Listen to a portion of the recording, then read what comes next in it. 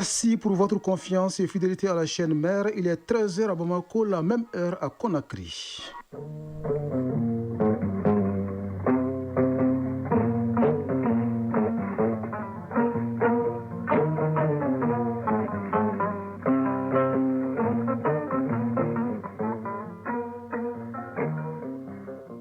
Le journal Bourama Traoré.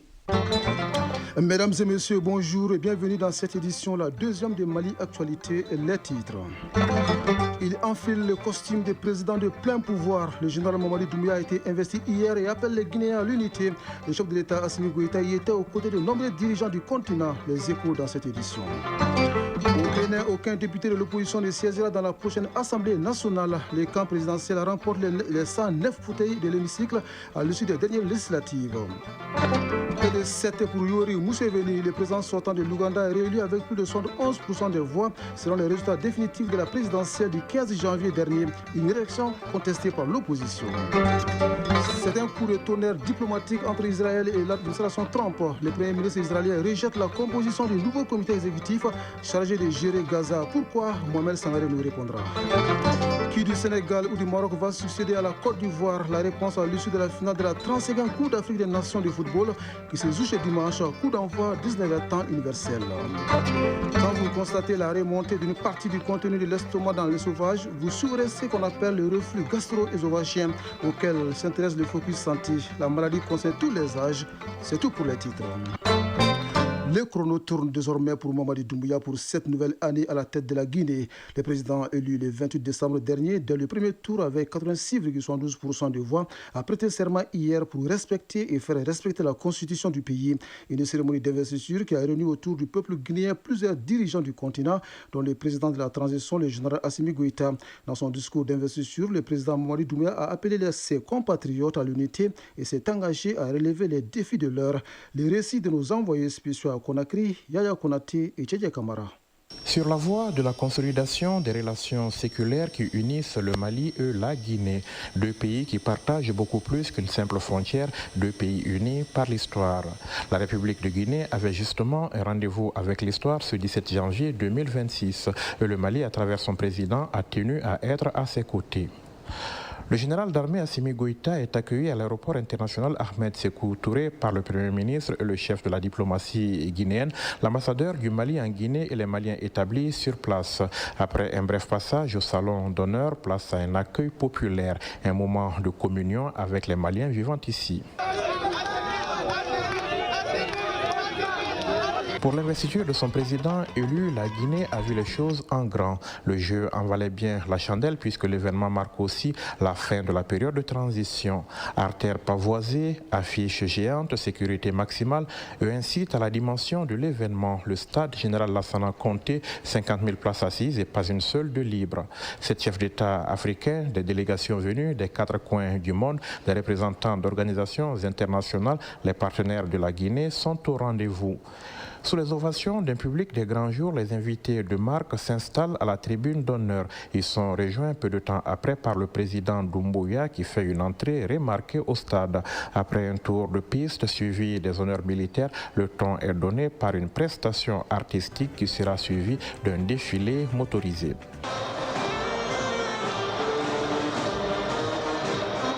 Place à présent à la Cour suprême qui s'installe pour une audience solennelle délocalisée, celle qui marque la prestation de serment proprement dite du président Mamadi Doumbouya, élu dès le premier tour lors du scrutin du 28 décembre dernier avec 86,72% des voix.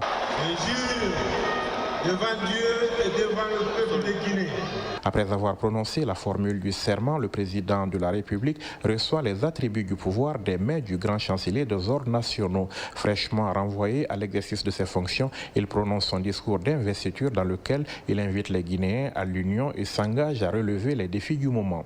Je m'emploierai de tous mes justes efforts pour répondre aux attentes des Guinéennes et Guinéens. La Guinée est une et indivisible. Elle le restera. Ma mère s'est toujours tenue à toutes les filles et tous les fils de Guinée.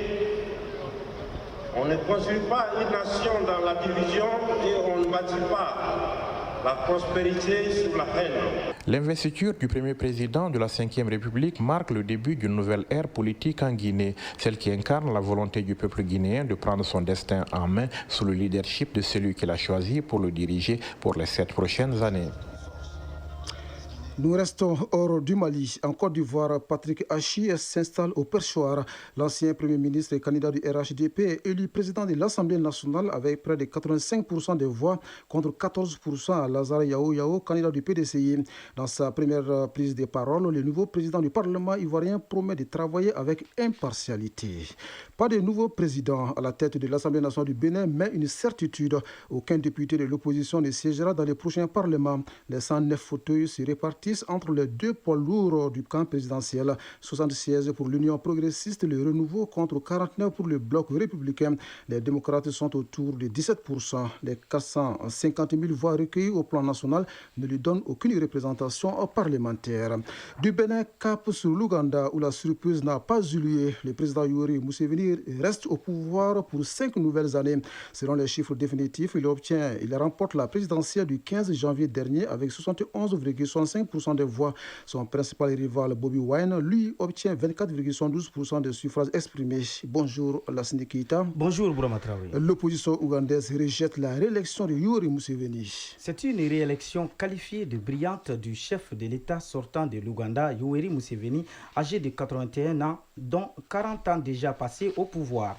Selon les chiffres définitifs annoncés, il obtient plus de 71% des voix contre 25% à son adversaire Bobi Wine. Cette réélection de Yoweri Museveni est vivement contestée par l'opposition qui affirme que le scrutin n'a pas été libre ni transparent. Bobi Wine, chanteur devenu figure majeure de l'opposition, rejette les résultats annoncés. Dans un message publié sur les réseaux sociaux, il dit avoir échappé à une descente des forces de sécurité à son domicile situé dans le quartier de Magéré à Kampala. Selon les informations, sa femme et certains membres de sa famille seraient en résidence surveillée. Il a appelé les Ougandais à se mobiliser en insistant sur le caractère non violent des manifestations. Un appel qui intervient dans un contexte où toute contestation post-électorale est surveillée par les autorités. L'ONU a également dénoncé un climat électoral marqué par la répression et l'intimidation. Au moment où certains aspirent au changement, d'autres croient à la vision et l'incarnation du pouvoir par Museveni. Le pays attend les résultats des législatives qui constituent d'autres enjeux pour le peuple ougandais. Merci Lassine Keita. Nous restons en Ouganda où le réseau Internet a été rétabli partiellement hier, 4 jours après sa coupure ordonnée par le gouvernement pendant les élections présidentielles et législatives. L'exécutif avait affirmé que la coupure d'Internet intervenue mardi soir était nécessaire pour éviter la propagation de la désinformation. Il a donc été rétabli quelques heures après l'annonce de la réélection du président Yoweri Museveni pour un 7e mandat. Pendant ce temps, au Togo, une réunion dite de haut niveau s'est tenue hier à Lomé autour de la cohérence et de la consolidation du processus de paix dans l'est de la République démocratique du Congo et dans la région des Grands Lacs. Selon certaines informations, aucune nouvelle initiative de paix n'a été lancée à l'issue de cette rencontre. Les participants se sont accordés sur le renforcement en 2026 de la médiation africaine avec les 5 co-facilitateurs, tous anciens chefs d'État africains déjà désignés. Le panel est présidé par l'ancien chef de l'État nigérian Olusegun Obasanjo. La RDC, on en parle encore avec le M23 qui affirme dans une déclaration publique se retirer de toute responsabilité sécuritaire et appelle le déploiement d'une force neutre pour protéger les populations civiles et les infrastructures stratégiques.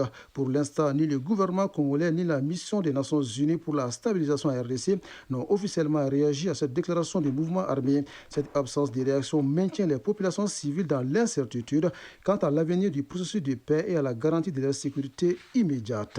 En attendant, le Fonds monétaire international annonce la conclusion de la 4e revue de son programme financier avec l'Éthiopie, une décision qui permettra le versement d'environ 261 millions de dollars au gouvernement éthiopien.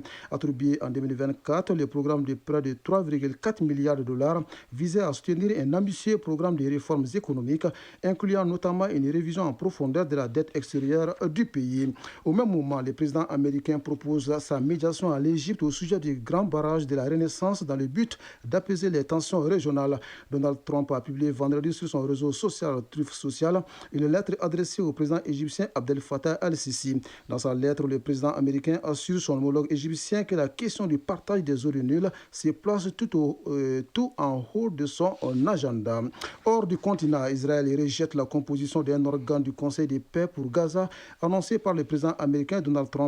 L'État hébreu estime qu'il va à l'encontre de sa politique. Bonjour Mohamed Sangaré. Bonjour Bourama Traoré. Quels sont les enjeux diplomatiques du nouveau Conseil de paix de Donald Trump pour Gaza? Si Benjamin Netanyahu ne rejette pas l'intégralité du Conseil de paix de Donald Trump, il s'en prend totalement à l'un de ses piliers, le comité exécutif pour Gaza. Le premier ministre israélien dénonce des nominations effectuées sans concertation préalable qu'il juge incompatible avec la ligne politique de l'État hébreu.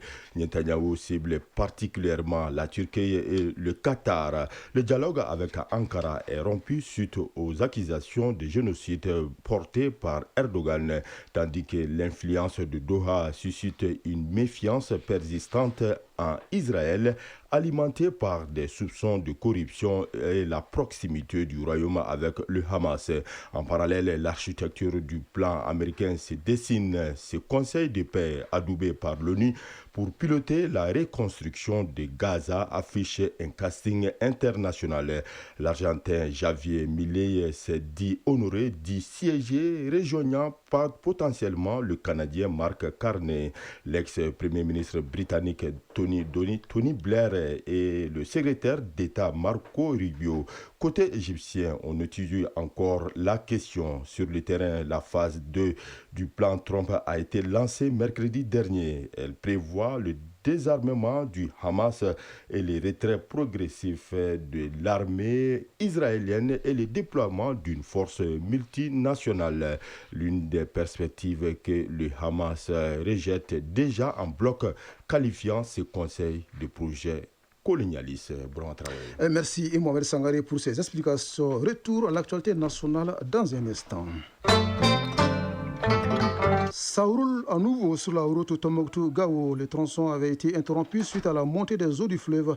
Les travaux engagés par le gouvernement de Tombouctou ont permis de mettre fin au calvaire de la population. Une mission des autorités régionales en a fait le constat au cours d'une visite sur le terrain. Notre correspondant dans la région, Najim Baba Sissé, était de la visite. Le trafic reprend sur la RN33 après quelques jours d'interruption occasionnée par les inondations dues à la montée des eaux du fleuve Niger, causant sa dégradation à une distance d'1,5 km sur le tronçon Tombouctou-Goundam. Depuis lors, des travaux y ont été engagés par le gouverneur de la région de Tombouctou pour diligenter la reprise des activités, vu la vitalité de cette route reliant la région au reste du pays. Amadou Touré, directeur régional des routes de Tombouctou. La route était complètement coupée, avec la montée, c'était complètement submergé.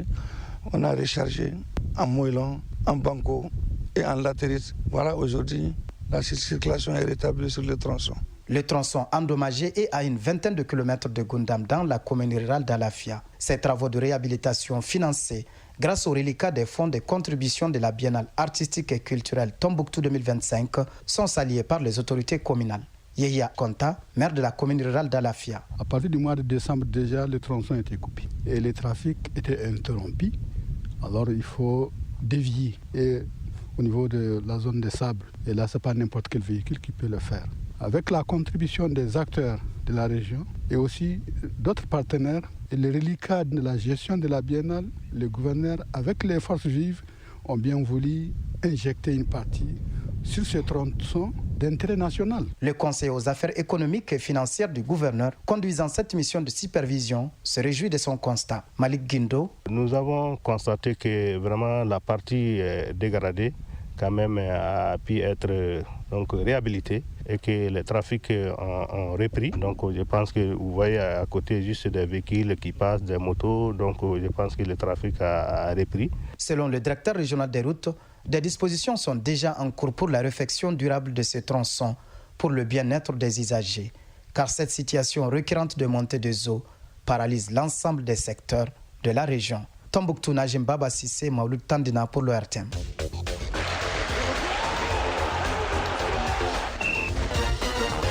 Ce générique annonce la page sport. Pour l'animer, je reçois dans ce studio Famrou Djourti. Bonjour. Bonjour, Bourama Traoré. Et bouquet final ce dimanche de la 35e Coupe d'Afrique des Nations de football avec la grande finale qui oppose le Sénégal au Maroc. De Rabat, nous sommes en ligne avec l'un de nos envoyés spéciaux, Isaac Tienou. Et oui, le stade Prince Moulay Abdallah de Rabat se prépare donc à vivre un moment d'histoire ce dimanche 18 janvier 2026. Les Lions de l'Atlas du Maroc, comme vous l'avez dit tout de suite, affrontent les Lions de la Teranga du Sénégal en finale de la 35e édition de la CAN 2025. Nous avons en ligne Isaac Tienou, l'un de nos envoyés spéciaux au Maroc, pour nous décrire l'atmosphère qui règne à Rabat autour de cette grande finale. Isaac, bonjour. Bonjour, Fabio Djourté. Isaac, l'ambiance est comment à Rabat à quelques heures de cette finale? Alors donc, c'est déjà l'ambiance de fête qui commence ici au stade Prince Moulay Abdallah de Rabat. Vous entendez déjà en France sonore le but dans le stade pendant que le stade n'est pas encore ouvert. Et donc, le public continue à converger vers le stade malgré que ce n'est pas encore ouvert. Les forces de l'ordre sont assez présents et pour annoncer donc les couleurs de cette grande fête de la messe du football africain. Et donc, d'un mois à l'autre, dans une heure, dans quelques 2-3 heures, le stade sera ouvert. Et pour une finale prévue à 20h local, 19h de Bamako. Isaac, cette finale Maroc-Sénégal sera une bataille pour une deuxième étoile. Comment vous voyez les deux sélections? Ah oui, c'est sans doute donc un stade de s'échauffer acquis quasiment à la cause du Maroc, pays hôte qui abrite donc cette finale. Dans quelques heures, je le disais, les Lions de la Teranga croiseront le fer avec les Lions de l'Atlas dans cette bataille de Lyon. Bien malin celui qui pourra donc prévenir le vainqueur. Surtout que ce sont donc deux nations, les meilleures d'Afrique si vous voulez, et selon les classements FIFA. Alors, les deux nations sont en quête de la deuxième étoile, vous l'avez dit, Fabio Djourté. Le Sénégal défend son titre de 2021 et le Maroc espère mettre fin à une longue traversée de désert depuis 1976. Et cette finale, donc, Sénégal-Maroc se jouera certainement jusqu'au bout, sachant que c'est la meilleure attaque qui sera face à la meilleure défense. Le Sénégal a marqué 12 buts et encaissé 2, pendant que le Maroc a un seul but encaissé. Et donc, malgré ces statistiques, le Maroc se présente comme le favori de ce dernier acte de la CAN avec le soutien d'un public chaud, bouillant ici au stade de Rabat. Aucun moment, donc, alors, au moment donc où je vous parle, le stade n'est toujours pas ouvert, je le disais, et la sécurité est là. Et selon nos informations, le stade Prince Moulay Abdallah est la copie conforme de Bernabeu ou Brahima Diaz, qui est l'un des métronomes de cette équipe marocaine, croisant le fer avec Lassar Sadio Mané, et Brahim Diaz ne sera pas dépaysé certainement. Merci beaucoup Isaac Tienou. Voilà, donc c'était là Isaac Tienou depuis Rabat pour nous planter le décor de cette finale entre le Maroc, pays organisateur de cette 35e édition, et le Sénégal, coup d'envoi prévu ce soir à 19h GMT. Oui, Famrou Djourti, à quelques heures du coup d'envoi de cette finale, quelle est l'ambiance dans les pays de la Teranga? L'atmosphère est tout aussi palpable au Sénégal à la veille de cette finale, considérée comme la guerre des étoiles par l'Observateur, un quotidien sénégalais. Nous avons joint Aruna Fall au téléphone, il est journaliste, pour nous faire le point de la situation au Sénégal. Je vous propose de l'écouter. L'ambiance à Dakar avant cette finale historique Sénégal-Maroc, déjà l'ambiance est électrique et la ville retient déjà son souffle. Ce dimanche 18 janvier 2026 est perçu comme bien plus qu'un simple match. Disons, c'est la finale des rêves, la finale des rêves entre les deux meilleures nations du continent. Dans les rues de Dakar, pratiquement, c'est des fan zones un peu partout dans la capitale. Ceux qui n'ont pas pu faire le déplacement à Rabat, Dakar s'est transformé en un stade à ciel ouvert partout dans des grands espaces publics. C'est vraiment des fan zones, les pousser à distance vraiment les Lions de la Teranga jusqu'à l'obtention vraiment de cette coupe. Pour ceux qui connaissent un peu Dakar, il y a d'abord la place de la Nation, comme à l'accoutumance, c'est le point névralgique où des milliers de supporters sont attendus devant un écran plus que géant, j'allais dire.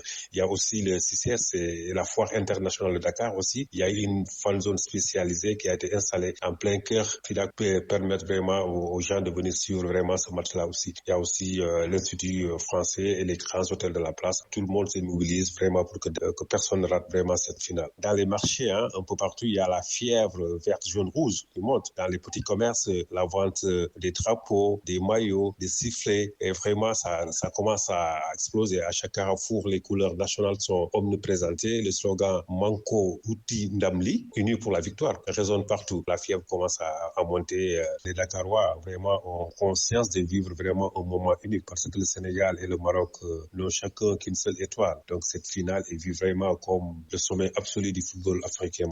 Voilà, c'était là le journaliste Aruna Fall depuis le Sénégal. Oui, nous restons dans le royaume chérifien où les deux sélectionnaires étaient face à la presse hier samedi pour la traditionnelle conférence d'avant-match. Oui, le sélectionneur sénégalais Pape Thiaw s'est exprimé en conférence de presse évoquant l'état d'esprit de son groupe, le contexte particulier d'une finale face aux pays hôtes et les enjeux autour de l'organisation de la compétition. Il a décrit un groupe serein, enthousiaste et pleinement concentré à quelques heures d'un rendez-vous attendu depuis 2 mois. Les Lions de la Teranga, selon lui, sont prêts à disputer cette finale prestigieuse. Nous l'écoutons au micro de nos envoyés spéciaux. Mais j'espère que ça se passera pareil qu'en Algérie, parce que jouer contre le pays hôte, c'est jamais facile, parce qu'il aura son public, mais après le public restera qu'en haut. Sur le rectangle vert, c'est 11 hommes contre 11 hommes. Donc voilà, moi, mes joueurs, ils le savent. Donc voilà, et il y aura un arbitre qui sera là, les 3 arbitres. Voilà, après le reste, ça sera que eux. Le public restera qu'en haut.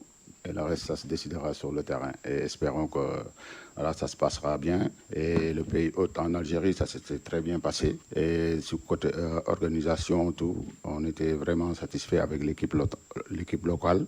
Et à la fin, ça s'est très bien passé. Après, ici, hier, vous avez vu, je préférais ne pas en parler. Notre fédération en a parlé. Je pense que les enjeux d'un football ne doivent pas nous amener à faire certaines choses. Parce que quand on voit, aujourd'hui, c'est l'image de l'Afrique qui est en jeu. Aujourd'hui, une belle organisation, il faut bien la finir. C'est important. Il faut bien finir cette organisation. Et hier, ce qui s'est passé, c'est anormal. Anormal. Une équipe comme le laisse avec la foule populaire comme ça. Mes joueurs étaient en danger. Tout pouvait se passer contre des personnes mal intentionnées. Et ça ne doit pas se passer. Surtout entre 2 pays, qu'on a toujours dit. C'est important.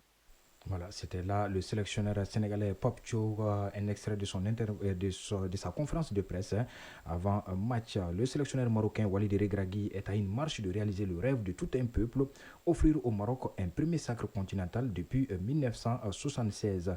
Conscient de l'enjeu, Regragui n'a toutefois pas minimisé l'adversaire sénégalais, également en quête d'un deuxième titre après son sacre à la CAN 2021 au Cameroun. Écoutons Regragui au micro toujours de nos envoyés spéciaux. On rêvait d'être là le 17 à cette conférence pour pouvoir jouer cette finale. Donc voilà, c'est chose faite. Très heureux de pouvoir jouer une finale de Coupe d'Afrique à domicile. C'est le rêve de n'importe quel joueur, je pense, et entraîneur. Donc voilà, maintenant on a le dernier match, la dernière marche, qui va être sûrement la plus difficile, contre une des meilleures équipes, bien sûr, d'Afrique et aussi au monde. Super coach, super joueur, gros effectif, 3 finales sur 4. Ça parle de même, mais je pense que c'est bien pour le football africain que les 2 meilleures équipes se rencontrent en finale. Maintenant, voilà, on va jouer chez nous. On a un objectif depuis 2 ans, depuis l'élimination en Côte d'Ivoire. Et on espère être à la hauteur pour, bien sûr, rentrer dans l'histoire et rendre heureux nos supporters. Voilà. Voilà, la finale de la 35e édition de la Coupe d'Afrique des Nations de football, c'est ce soir à 19h GMT entre le Sénégal et le Maroc, pays organisateur. Et la rencontre à suivre sur les antennes de l'ORTM. Oui, Famouri Djouté, on termine par la 9e journée du championnat national de Ligue 1 qui a pris fin hier ici à Bamako. Oui, le FC Malikoura a remporté 2-0 son premier match en Ligue 1 face au Stade malien de Bamako après 9 journées. Dans l'autre match, le Djoliba AC a fait le nécessaire face à l'AS Bakary Dian. 1-0, c'était donc les deux derniers matchs de la 9e journée qui se sont joués hier samedi. Vendredi, 11 créateurs a signé sa première victoire dans la compétition en s'imposant 2-1 devant l'US Bouni. Entre-temps, l'AS Real a pris le dessus sur Derby Academy, score 1-0 en ouverture de la 9e journée. Jeudi, Asco a perdu 2-1 devant FC Diarra. C'est par ce même score de 2-1 que Binga FC est venu à bout de Afrique Football Elite AFE. pas de vainqueur dans la confrontation US Bougouba-Isfas. Le match s'est soldé par un score nul de 2 buts partout. Alors au terme de la 9e journée, le podium est constitué de Binga FC, AS Real de Bamako 20 points chacun, Djoloba C 3e 19 points. Les deux derniers au classement sont 11 créateurs 5 points, 13e et 14e FC Malekura 4 points. Merci Famourou Djourté pour cette page sportive bien fournie. La suite de ce journal dans un instant. Focus santé. Quand vous constatez la remontée d'une partie du contenu de l'estomac dans l'œsophage, vous souffrez ce qu'on appelle le reflux gastro-œsophagien. La maladie qui concerne tous les âges est causée par une défaillance du muscle fermant la partie du tube digestif. Nous sommes allés à la rencontre d'un gastrologue pour en savoir plus. C'est le sujet du Focus Santé de ce dimanche en rediffusion signé Kumba Sissi. Rendre un aliment après le repas est comme de l'eau à boire pour certaines personnes. Ce vomissement dû au reflux gastro-œsophagien peut survenir à n'importe quel moment de la journée après le repas.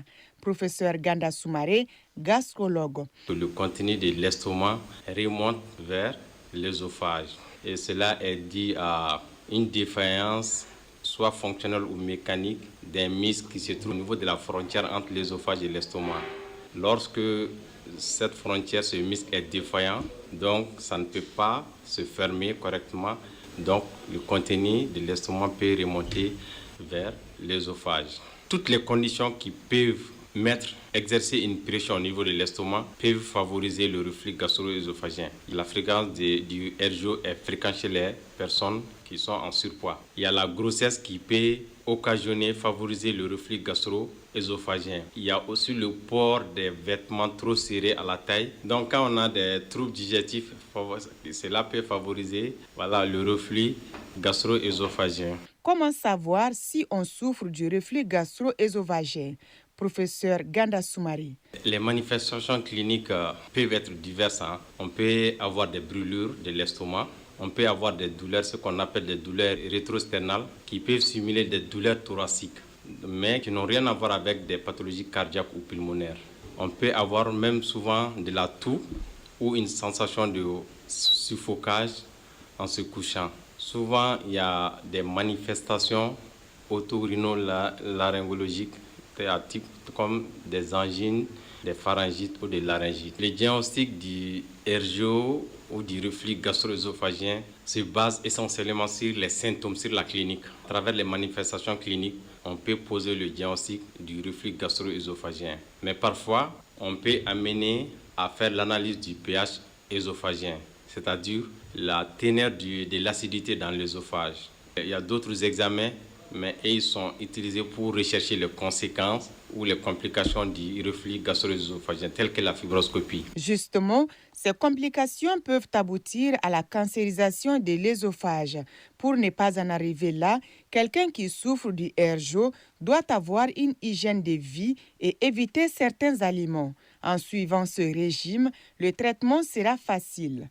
Professeur Ganda Soumaré, gastrologue. Le traitement du reflux gastro-œsophagien se base essentiellement sur 3 principes. D'abord, il y a les médicaments qu'on utilise en cas de reflux gastro-œsophagien. Il y a ce qu'on appelle les inhibiteurs de la pompe à protons, il y a les antiacides ou les pansements gastriques et il y a les prokinétiques. En dehors des médicaments, il y a ce qu'on appelle les mesures hygiéno-diététiques qui sont très très importantes. Il faut éviter de consommer les aliments trop acides, les aliments trop épicés, les viandes grasses, le chocolat et même la cigarette. Donc il faut aussi fractionner et manger en petite quantité très lentement. Ensuite, il y a d'autres mesures qu'il faut adopter. Il ne faut pas aller se coucher immédiatement après le repas. Et puis, en couchant, il faut surélever la tête du lit pour éviter le retour du contenu de l'estomac vers l'œsophage. Il faut noter que le reflux gastro-œsophagien ou RGO